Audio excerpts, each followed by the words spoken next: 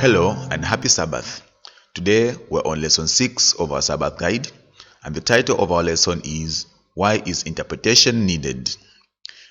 The memory text is taken from the book of Hebrews chapter 11 verses 6, and the Bible reads, "But without faith it is impossible to please him. For he who comes to God must believe that he is, and that he is the rewarder of those who diligently seek him." To read the Bible means to interpret the Bible. But how do we do that? What principles do we use? How, for instance, do we deal with the different kind of writings we find there? For example, is the passage we are reading a parable, a prophetic symbolic dream, or a historical narrative? The decision of such an important question of the context of the Bible of Scripture involves an act of interpretation itself.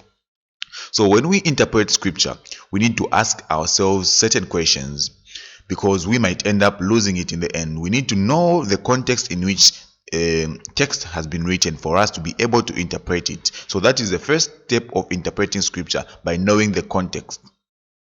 It says at times some people use the Bible as a divine oracle, simply opening the Bible randomly to seek a Bible verse that they hope to provide guidance.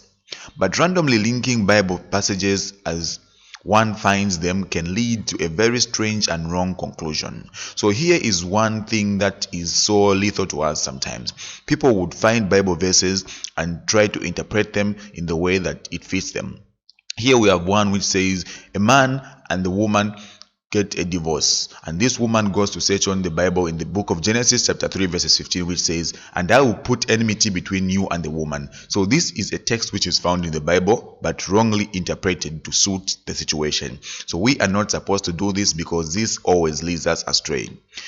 She was convinced based on the verse that her husband's affair would not last.